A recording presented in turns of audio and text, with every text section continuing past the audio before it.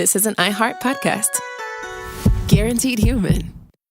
On eBay, every find has a story. Like if you're looking for a vintage band tee, not just a tee, the band tee. You wore it everywhere until your ex-boyfriend stole it. Now you're on eBay, and there it is. Same tee from the same tour. The things you love have a way of finding their way back to you, especially on eBay. Where else can you find that mint trading card you search for everywhere that's out of print? Or your first car, the one you wish you'd never sold? It has to be eBay. Shop eBay for millions of finds, each with a story. eBay. Things people love. With no fees or minimums on checking accounts, it's no wonder that Capital One Bank Guy is so passionate about banking with Capital One. If he were here, he wouldn't just tell you about no fees or minimums. He'd also tell you about how Capital One cafes are open 7 days a week to assist with your banking needs. Yep, even on weekends. It's pretty much all he talks about. In a good way. What's in your wallet? Terms apply. See CapitalOne.com/bankguy. Capital One N.A. member FDIC. Welcome to Stuff You Should Know, a production of iHeartRadio's How Stuff Works.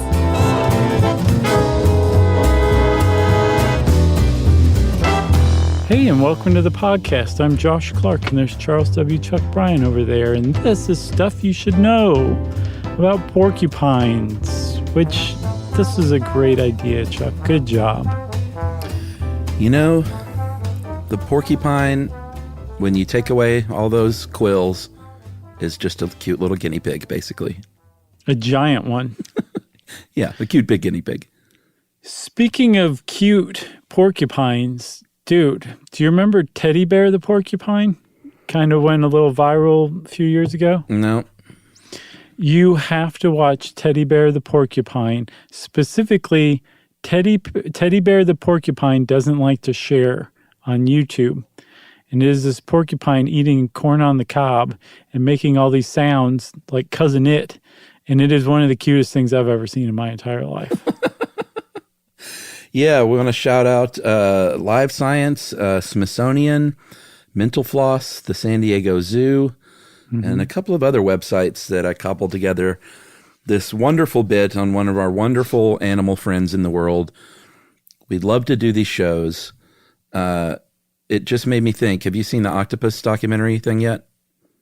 No, I haven't. I haven't it's either. Been like kind of popping up in my periphery, but I don't really know what it is.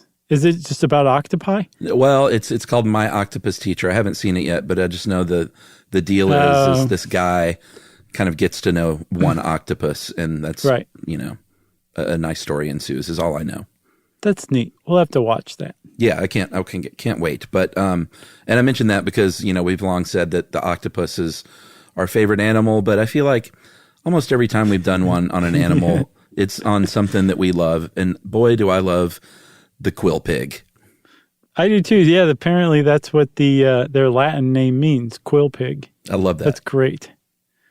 That is fantastic. And it turns out, Chuck, that there are basically two groups that porcupines get lumped into. There's a bunch of different genii, yeah, that's right, and species. But they basically fall under two categories. It's Old World, which is Europe, Africa, Asia, and then New World, which is North, South, and Central America. And if you saw a porcupine in South America and you saw one in, the Himalayas, you probably would be like, that's a porcupine too. They're not radically different like some Old World and New World animals are. Yeah, but something I saw that was interesting was that they evolved separately. What? One of those, what is it called? Coevolutions or whatever? No, I didn't see that. That is crazy. I saw that, and I only saw it in one place, so... I think that might have been a personal hypothesis of somebody who got themselves maybe? a website. I saw it somewhere, though. And then the two actually, the Old World and the New World, have less in common than they do individually with like some other rodents in their area. Yeah, so I'm actually not surprised to hear that. But the one thing that they do have in common across the board is that they have quills, and that they use their quills defensively. Now, what their quills look like, how they use their quills, there's a lot of other distinctions and differences between Old World and New World, but they all have quills. They're all porcupines. That seems to be the thing that binds them. It's the tie that binds that family. Yeah, and it's easy to take the porcupine for granted, I think, and just say, the little animal with all those quills. But when you take a step back and look at it and think about the evolution of the porcupine, that, like I said, it sort of would be a very large, sort of cute little fluffy guinea pig, but it probably got eaten a lot. And then, they said nuts to this. Nature steps in. It's like, all right, how about this? What if we were just animal pin cushions, such that if you came anywhere near us, you would be stabbed repeatedly if you tried to eat us? Like, it's one of the most amazing evolutionary adaptations I've ever seen. Yeah, and I mean, they can really use those things too. There's a long-standing myth that they can shoot them, which is not true, but apparently even Aristotle fell for that one. I know, what a dummy. But they can use them in some pretty interesting ways, and you hit the nail on the head when you said, step back. If you see a porcupine, that is good advice. You should probably step back, because depending on the species, or whether it's Old World or New World, those quills can mess you up pretty good. Yeah, but also, get nearby and take a look. Like, they're not going to come after you. The porcupine is a very kind-hearted animal. Yeah. And those are 100% for defense. A porcupine is never going to charge you and, leap at your belly to put quills all on your stomach. So take a little look, admire it for what it is. I think, to talk about porcupines, a lot of this is talking about the Old World versus the Rush version. Yeah. So the big differences that I saw, and there's lots of differences between different species within each of these groups, but the Old World versus New World have some big differences between them. And one of them is that Old World are typically terrestrial porcupines. They spend most of their lives on the ground. They live in burrows or caves or rock dens. And New World porcupines, they live on the ground too. They live in burrows, but they're also very capable of climbing trees. And they'll spend a significant amount of time and sometimes nest in trees. And there are some species that spend virtually their whole lives in trees, almost like sloths. Yeah, quill-wise, the New World porcupines' quills are going to be shorter and smaller in general. I think they're about 4 inches, 10 centimeters. The Old World dudes and ladies, they can get very long. They can have quills up to 20 inches long. They can be marked with black and white bands, and what they can do is these Old World guys can puff them up. So they stand up and are more intimidating. And look, also, I mean, it's weird because it's like multifold, like 4 or 5 different things they do by doing this. They look larger. Right. So that's always something that vulnerable animals try to do in the wild. They look like a skunk a little bit because of the black and white marking down their back. They actually have a defensive musk, kind of like a skunk, but just not nearly as bad. Yeah, so they try to imitate a skunk a little bit. They look bigger. They rattle. They can shake those things and rattle them, which is another great adaptation to say, like, get away from me. Don't try and eat me. And supposedly that works pretty well, too. Yeah, totally. And then if all else fails, they're stabby. They are stabby. So sometimes the Old World ones will actually charge backwards toward a predator if they're feeling like they want to stand their ground. And that's usually when they're caught out in the open. If they have a place to hide, they'll stick their head in that place to hide and then puff out their quills and make themselves hard to get at. But if they're out in the open, they may decide that they're going to fight off this predator and they'll charge backward. And one other adaptation I saw, which I thought was awesome, they'll have the predator chase it, and then they'll stop all of a sudden, and the predator will run into them in their quills. For real. And then you hear the sound effect.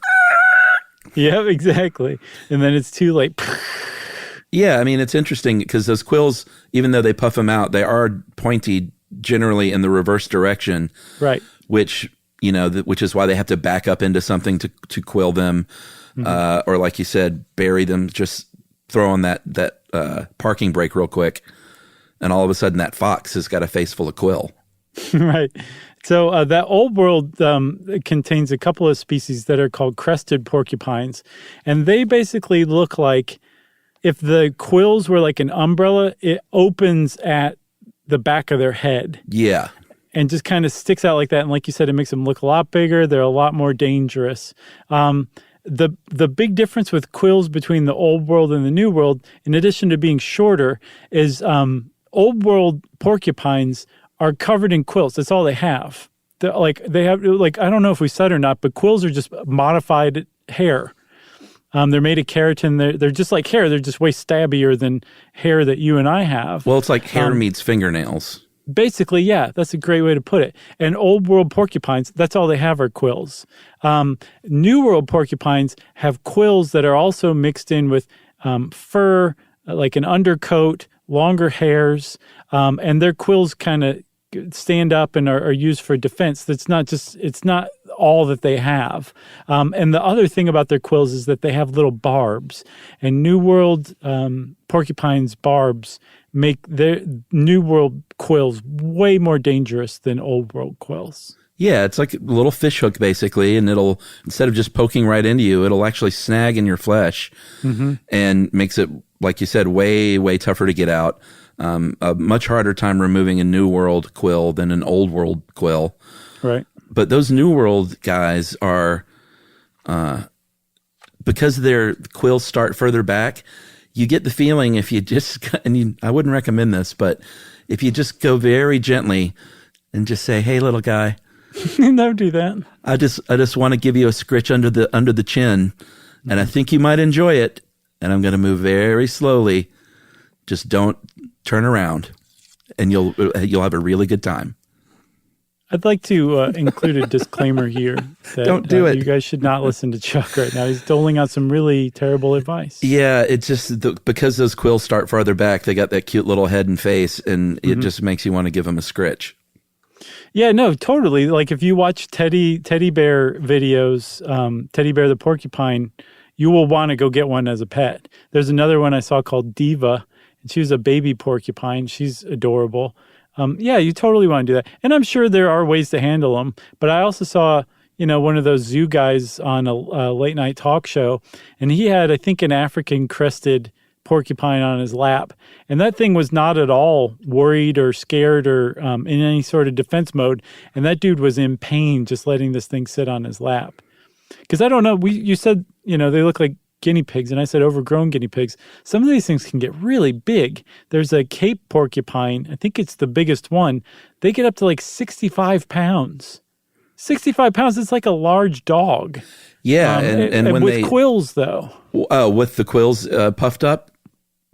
No, like they're 65 pounds year-round, and then but imagine a 65-pound dog with those quills. That's dangerous. Yeah, what I meant, I know they don't actually weigh more when they puff up, but okay. they can, when they puff those quills out, they can look 2 to 3 times their size. So right, yeah. I imagine that thing looks enormous. And actually, I don't do this much, but I'm watching that thing eat that corn on the cob right now. Isn't that adorable? Yeah, I have to have the sound down, so I'm going to go back and watch it again. You have to hear the sound. Like the sound does it. But even without the sound, he's just awfully cute, huh? Yeah, they kind of look like beavers a little bit too, and they are related as fellow rodents. Here, I think we should take a break. So okay. I'm getting kind of worked up here, and we'll come back and talk more about these cute little stabby suckers right after this.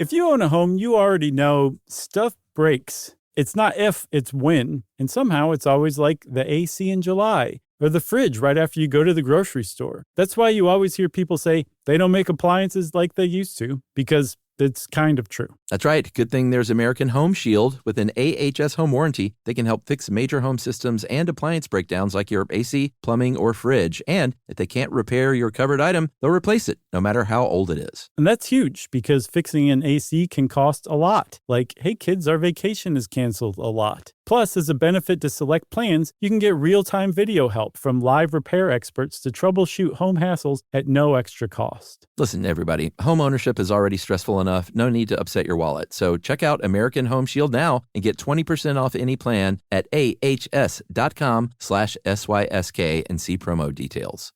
See ahs.com/contracts for coverage details, including service fees, limitations, and exclusions. American Home Shield. Don't worry, be warranty.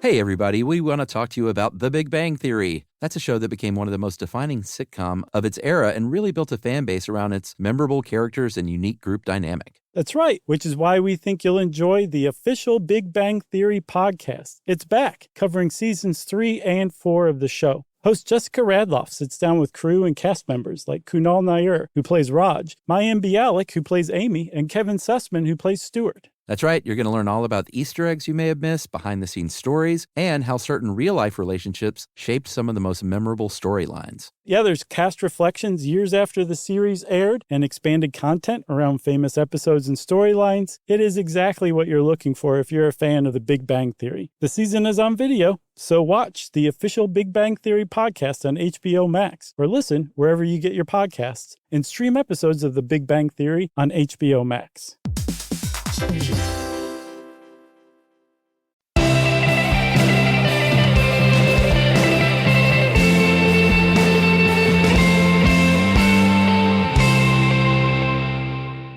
Okay, Charles, we're back. And we've been talking mostly about quills.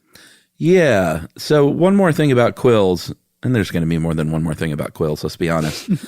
But we said they couldn't shoot them. What they can do, these things do fall out just like hair, and they grow just like fingernails and will eventually fall. So when they shake, if they have loose quills, they can fly off, but they're still not like shooting, like Aristotle said, like deadly needle darts. No, but they can be problematic. Like these things can puncture the sidewalls of tires.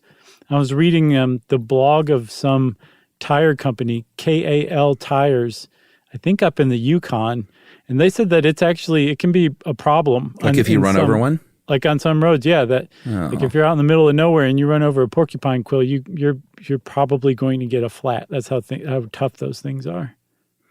Well, that's sad. What, for your tire? No, for your afternoon? Well, no, you're not running over. Are you still watching teddy bear videos? No, I thought you said if you run over a porcupine, Porcupine quill. Oh, well, I mean, what is it? Just a loose quill on the road? Yeah, exactly. That's what I'm saying. Like just a loose quill laying on the road. If you run over it, it goes into your sidewall, you're probably going to get a flat tire. That's how tough those things are. Okay, I thought you meant if you actually run over a porcupine and you have like a bunch of quills. That would probably do it too, especially if the porcupine was in a defensive procedure. But the porcupine doesn't have to die in this case for you to get a flat tire. So regardless of that sadness, there is sadness in that despite this great adaptation and this great defense mechanism, they still can be hunted. Lions can still hunt them. Human people, there's the bushmeat trade for the old world porcupines that is, just what that means.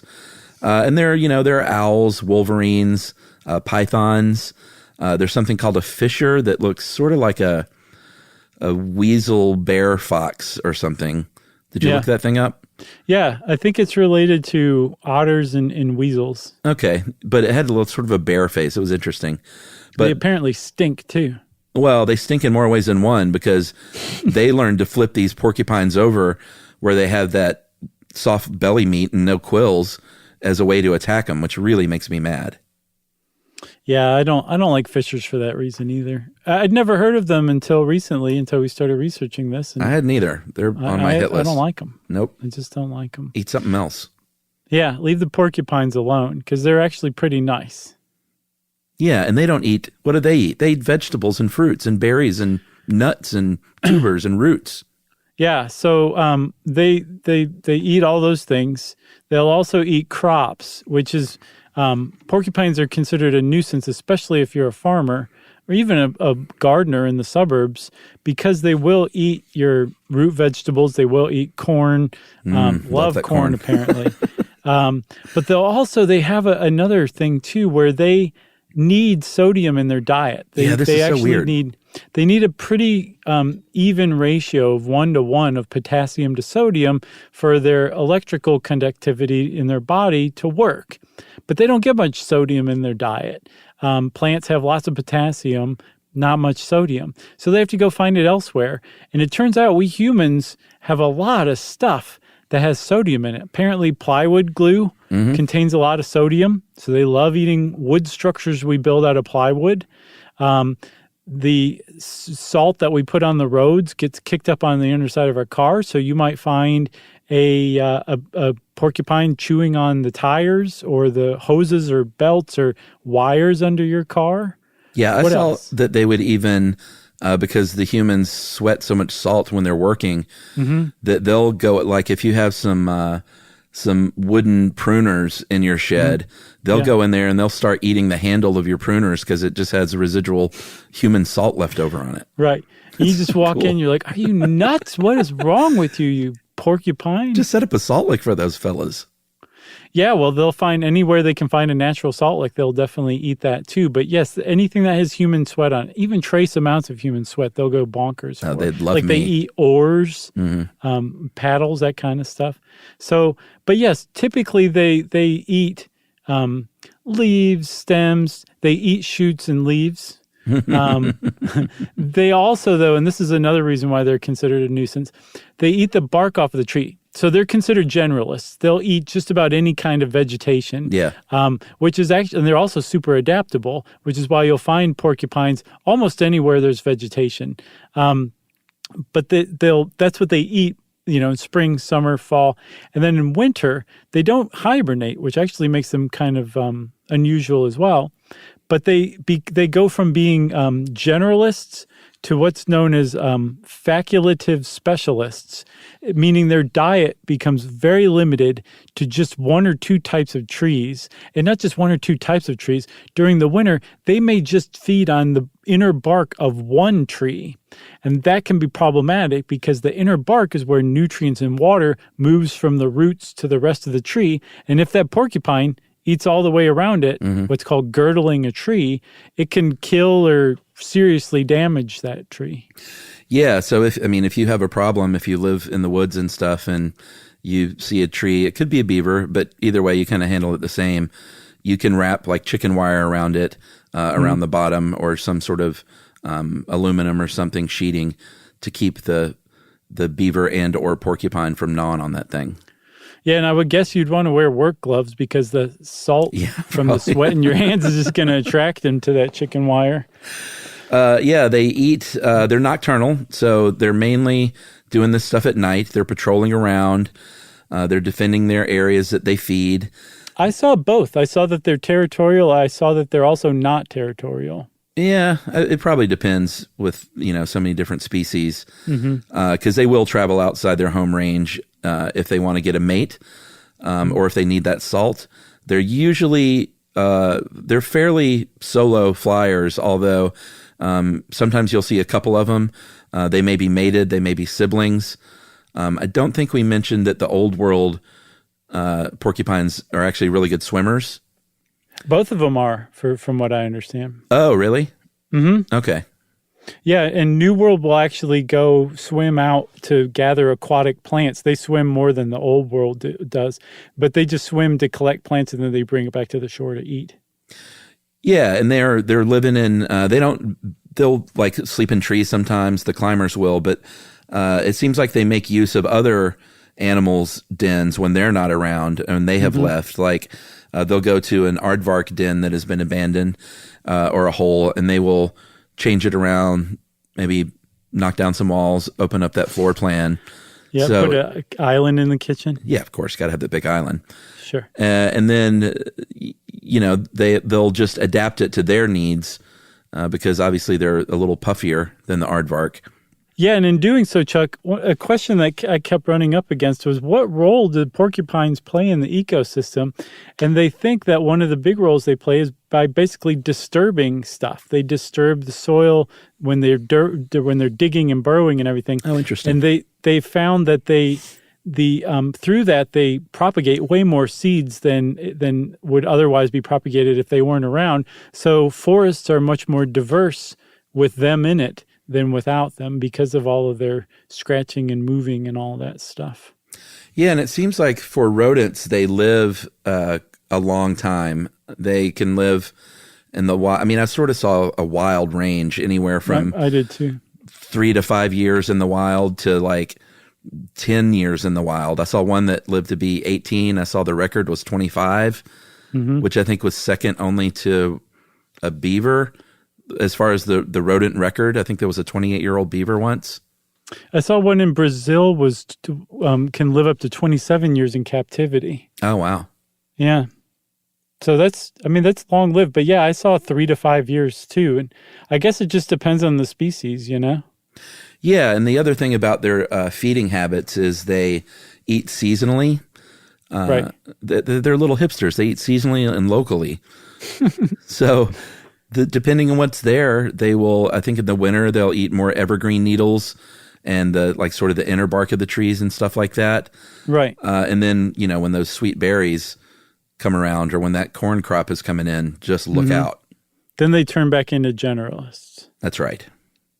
So I feel like we cannot go any further. We can't dance around the fact I know where this is headed. that porcupines copulate. And when they do copulate, they produce offspring. And we should talk about that. Yeah. Should we break or should we do this and then break? I feel like we're going to need to take a break after this. Okay.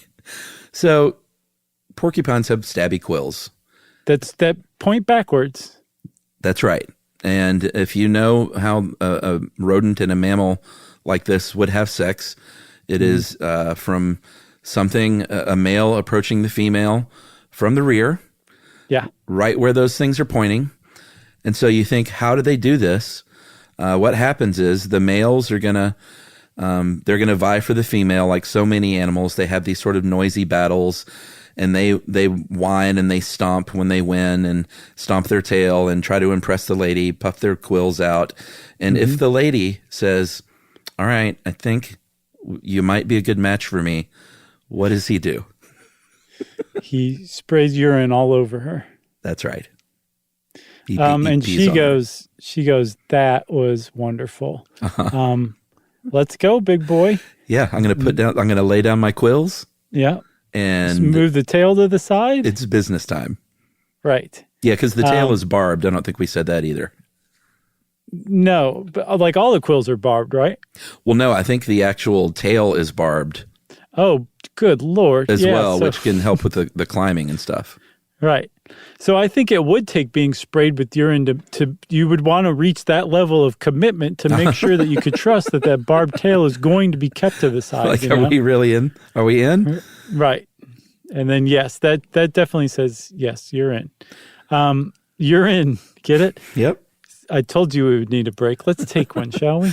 All right. And we'll talk about porcupets right after this.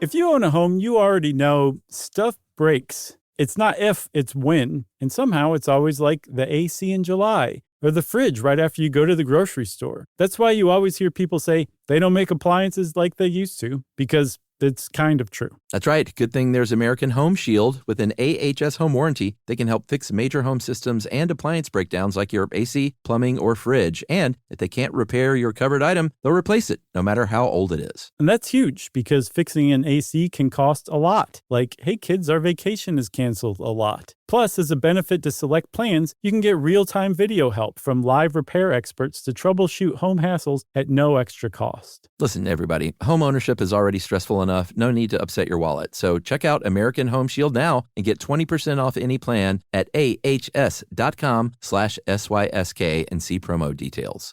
See ahs.com/contracts for coverage details, including service fees, limitations, and exclusions. American Home Shield. Don't worry, be warranty.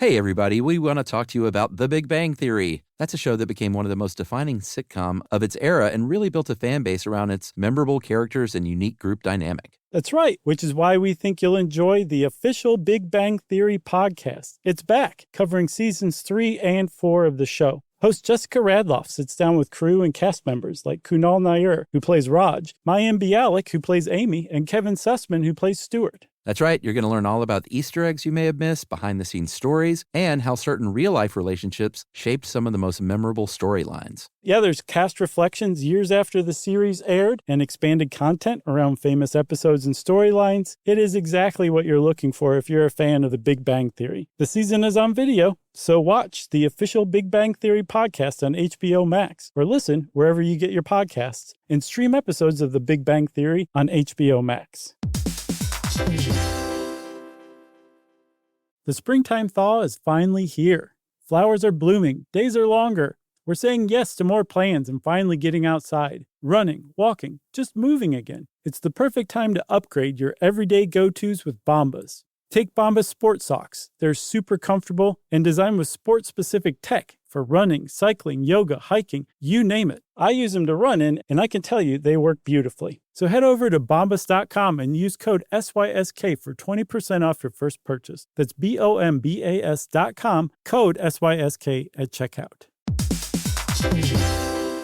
Hey, everybody, here's a fact for you. In the United States, there is a break-in every 26 seconds, and that means that somewhere right now, an intruder is getting closer. And the problem with most security systems is that they only alert you after the break-in has started, and that's too late. Well, that's what makes SimpliSafe different. They use alerts. SimpliSafe's U.S.-based live agents, they identify threats on your property and help deter them before they actually break in. So the intruder never gets into your house. The crime is stopped before it even starts. That's right. And another great thing about SimpliSafe is they have no long-term contracts. They give you peace of mind and great value with their monitoring deterrence plans because they just start at about $1 a day. Yeah, SimpliSafe sent us a setup years back, and I still use mine every day. Yeah, and apparently setup, you can do it by yourself in under 30 minutes, so it's a really good value and it doesn't take long. So if you want to experience the SimpliSafe peace of mind, you can take advantage of the SimpliSafe discount offered to Stuff You Should Know listeners. Right now, you can get 50% off your new system by visiting simplisafe.com/stuff. That's half off at simplisafe.com/stuff. There's no safe like SimpliSafe.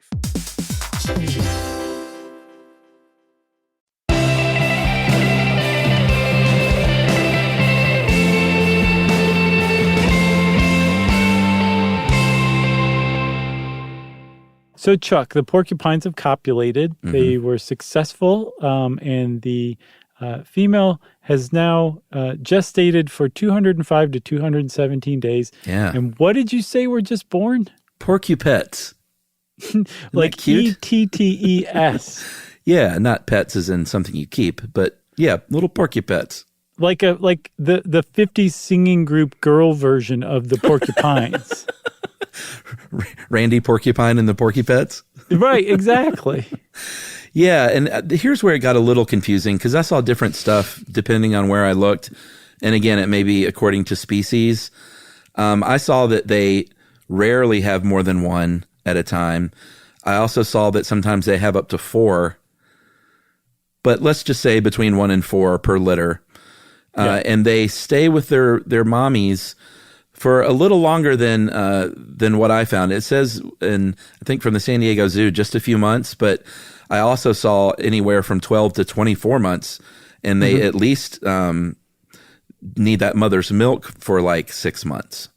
And I think it really depends on the species. Like I saw the largest ones, the Cape porcupine, they actually stay in family units of a mom and a dad and 1 to 2 kids. Oh, so, interesting, because the dad's usually out of there with the porcupines. Right. So, yeah, especially with North American porcupines. I feel like a lot, because we're in America, a lot of the info we got was for North American porcupines, and people just called it porcupines, which required a lot more digging. But I feel like with North American porcupines, it's like, hey, good luck with the kids. And then the mom has the kid and is like, hey, I'm weaning you. Good luck with the rest of your life. And then they live this kind of solitary, happy existence, digging around and eating tree bark. Yeah, and if you think the porcupet is as soft and cute as you would imagine, you are correct. Yeah. Those needle-like quills start to stiffen up very quickly, but it kind of starts 3 or 4 days later, and then I imagine takes a little while to reach full, kind of hard quill version. Yeah, and I saw conflicting information too. I saw that they were born precocious, where they had a full set of teeth, their eyes were open, and then it just took a few hours for their quills to harden into like adult Quillage? That was even take 2, Chuck. Yes, adult quillage. Thank you for that. Yeah, I also saw where their eyes were closed for a long time. Yeah. So, don't know. It's possible. It's different species. It's also possible the San Diego Zoo just got a bunch of stuff wrong. Well, that's always possible. Great zoo. I've been there. I know we did an episode on zoos and whether or not they were ethical, so you can go make up your own mind about that. But isn't that where Jack Hanna hailed from? Wasn't he a San Diego Zoo guy? I feel like that's probably true. Let's just say it is. I got something else on these quills. They have an antiseptic. Wait a minute. I thought we were done with quills. You said no. Never done with quills. Okay. They have an antiseptic quality apparently. Oh wow! In case of self-stabbage. That's awesome. I hadn't seen that actually. And I think we should say too, just one more thing about quills. I'm breaking my own rules here. Mm-hmm. Because they're like modified hair, they grow back when they're shed. They're like constantly shedding and growing quills. Yeah, and like I said, you should not approach one in the wild, but they may carry rabies, but other than that, they don't really carry any other diseases we need to worry about. Come on. Yeah, like if you wanted to love porcupines anymore, there you go. Like you could snuggle one and you don't have to worry about any diseases. Yes, but don't eat them like they do in some parts of the world. They are in pretty good shape, but they have been exterminated in certain parts of Africa because they do eat root crops. So they're a nuisance pest, so they get rid of them. People can collect. You like that? They can collect the quills for ornamentation. And I think there's a couple of them that are listed as vulnerable. And very sadly, of course, because their habitat is being lost. Yes, but globally, porcupines are they're considered of least concern. Yeah. Which itself is concerning because they're considered pests in a lot of places, so they're eradicated. I think it was the Maryland DNR, the Do Not Resuscitate Agency, said that on their site that porcupines used to be in the southeastern United States, but they were eradicated. I didn't know that, and I've never heard that, and I couldn't find it anywhere else, but I don't know why the DNR would make that up. I'm trying to think if I've ever seen one in the wild. They do not live in the southeast, but the Maryland DNR is saying like... I've traveled all over the world. Right. I'm not saying in my backyard. Oh, I got you. Well, we were talking about the southeast. You can imagine why sure. I fell for that one. No, I'm just trying to think if I've seen one like camping out west or anything. I don't know if I've ever seen one. I never have. I would think you would definitely remember seeing a porcupine in real life. Probably. Armadillos everywhere. Yeah, everywhere. And they carry Hansen's disease, so don't get close to them. Porcupines don't carry any communicable diseases that humans are concerned about. Except rabies. Yeah, they can be rabid, but all mammals can be rabid, So should we talk about what happens, if you just Google porcupine and dog, you're going to get a lot of very sad pictures of curious dogs who stuck their snout where they shouldn't and are barbed all over the nose and snout. Not good. No. And there's a lot of things that you want to do and don't want to do if that happens to your dog, because it's actually really bad if that happens. So if you ever see a porcupine on a hike with your dog, get your dog away from that porcupine, not just for the porcupine's sake. Like if a porcupine goes into a defensive posture, it's scared to death. Yeah. It might seem all tough and angry. It's scared. That's why it's doing that. But also, it could really mess your dog up. So for at least your dog's sake, get your dog away from the porcupine. And if you fail to do that quickly enough and your dog does take some quills in its face, in its neck, wherever, those things can, because especially in the New World porcupine, that their quills have barbs, they can migrate further and further inward they're not going to work themselves out. They're going to actually work themselves in. So you want to take your dog to a vet, like your dog gets quilled, you get in the car, you go to the vet. That's the order of how everything happens. You don't stop and get a double cheeseburger. Yeah. You don't like go home and like read the paper first. Like you go straight to the vet because your dog's going to need to go under general anesthesia to have those things removed. That's how bad of a jam it is. Yeah, I'm actually going to amend that with your permission, because what the first thing you should do, and hopefully you're with someone else. If you've got, it would be great if you have two people in on this, one to drive and one to keep your dog from messing with their face. Yeah, that's a big one. Because they're going to, if there's quills poking in a dog's face, they're going to paw at it. They're going to try and rub their nose on the ground. Yeah. And that is bad, because those quills are just going to go further and further in. So you really, really need to do your best to hold on to your dog, hold their head up, and keep their paws away from their face. And like you said, go straight to that vet, because you don't try and remove them yourself. You're only going to make it worse, and that's like guaranteed. There's also supposedly a myth that if you clip the porcupine quill, it deflates it and makes it easier to come out.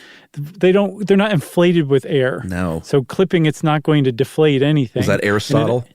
Yeah, and it actually can make the quill shatter. Because imagine like a really hard claw or something like that being clipped with some scissors, it's going to shatter some. And if enough of a piece shatters far enough down, it can reach the skin level, and then if it works its way in, all of a sudden you just made it that much harder to get out because you just added a new barb, which is that shattered, jagged edge that used to be intact before you cut it like a knucklehead. Yeah, I mean, I could see the instinct, if you don't know what's going on, to be to clip them, because if they're really long and sticking out of their face, it looks terrible. Yeah. Or to try and just yank them out. But do not do that. Don't do either one of those things.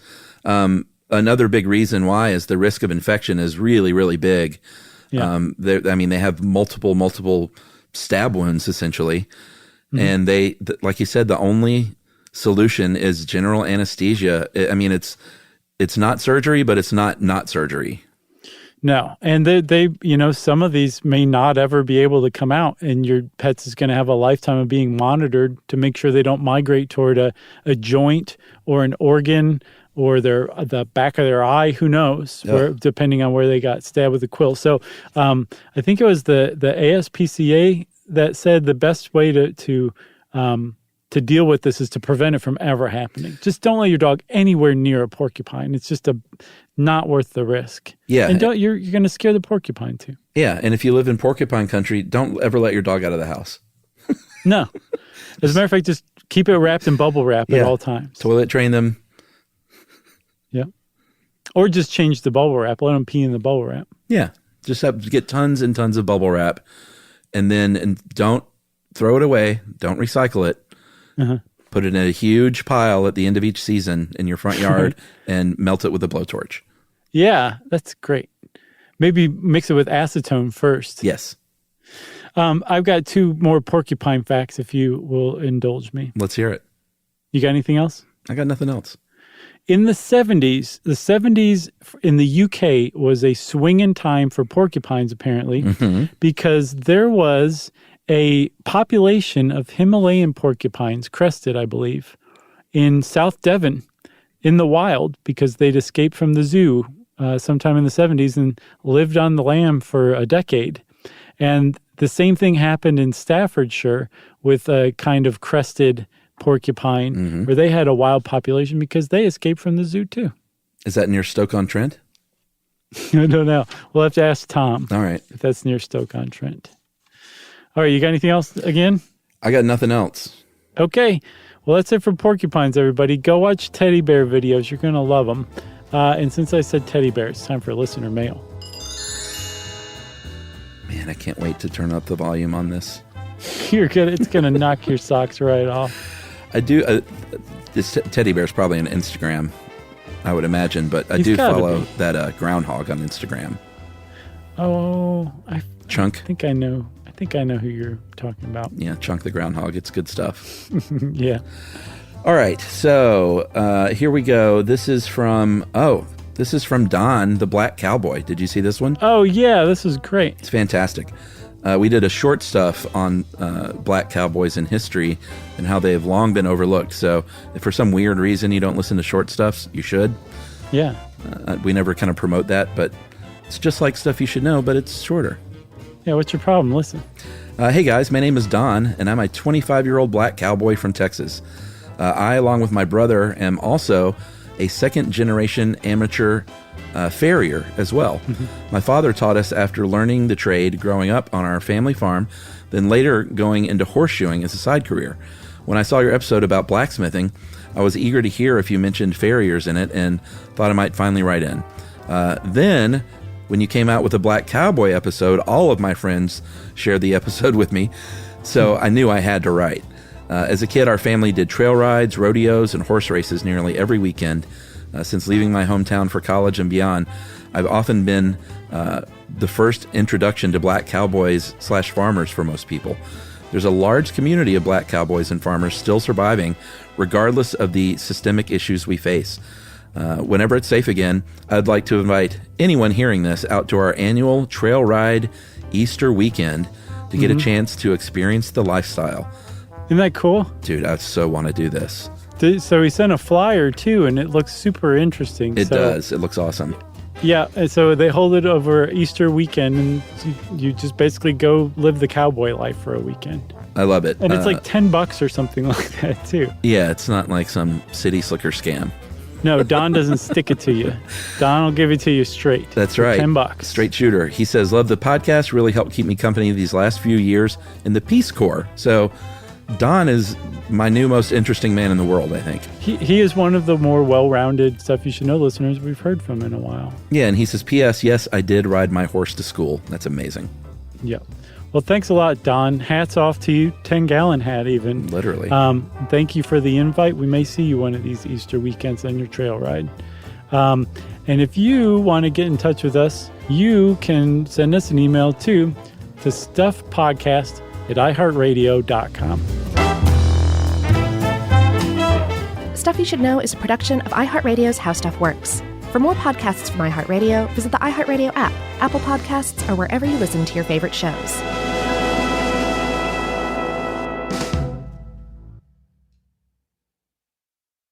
Everyone knows winter is the real mess maker. You don't need WeatherTech floor liners for summer unless you hit the beach and half the beach ends up back in your car, or the campsite dirt ends up in your trunk. Then you'd want a cargo liner, or a road trip goes sideways, lemonade spills, ketchup goes rogue, ice cream drips. Yeah, you'd be pretty happy about those WeatherTech seat protectors. So just to be clear, as the mud you're inevitably going to step in this summer, you don't need WeatherTech unless you plan on doing summer. Visit WeatherTech.com today. When it comes to small business, people want to talk to people, not bots, not voicemail. Your customers or clients want a real human connection. And that's exactly what they get with Ruby. Ruby is the virtual receptionist company that takes care of your callers when you're unavailable, in the middle of something, or just don't want to pick up. They can answer, screen, and transfer calls, as well as take messages, collect payments, book appointments, and more. All while saving you time and making the people you serve feel special. It's available 24/7, 365 days a year, and is 100% based in the U.S. See how it works at ruby.com, or better yet, give them a call at 844-900-RUBY. This is an iHeart podcast.